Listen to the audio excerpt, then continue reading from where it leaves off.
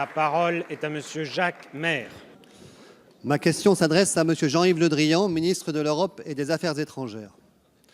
Le président Trump l'a dit, il ne croit ni aux accords commerciaux régionaux, ni à l'Organisation mondiale du commerce. Il préfère les relations bilatérales, c'est-à-dire le règne du rapport de force qui permet à l'administration américaine d'imposer ses volontés.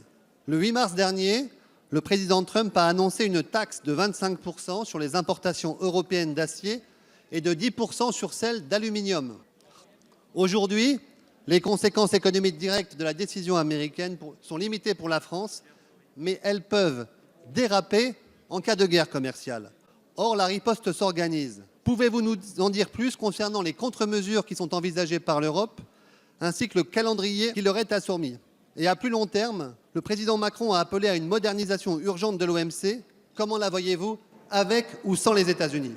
Il n'y a pas d'autre solution que de prendre des mesures de riposte fermes.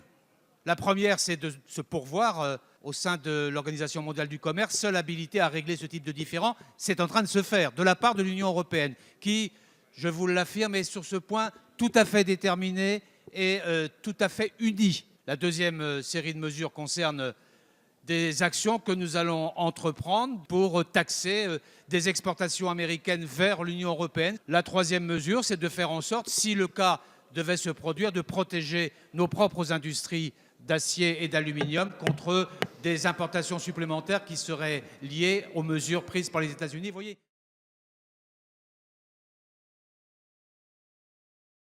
Sur l'accord UE-Japon, le Conseil a exprimé son soutien à cet accord de partenariat. Il y a eu des bonnes choses, et il y a eu des choses plus difficiles où on n'a pas réussi forcément à obtenir ce qu'on souhaitait. Donc ce qui m'a semblé être loupé dans l'accord Japon, c'est par exemple la présence d'un chapitre énergie, l'exclusion des énergies fossiles du démantèlement tarifaire, le caractère contraignant du chapitre développement durable. On ne peut pas avoir bon sur tout, hein, c'est très clair, mais quelle est votre analyse finalement de la capacité à mettre en œuvre l'axe 3 du plan d'action concernant le Japon et surtout les leçons à en tirer pour la suite? C'est un bon accord hein, qui va permettre de créer des débouchés pour les produits français, très clairement. Mais on a obtenu la mention de l'accord de Paris, l'engagement de le mettre en place de manière effective.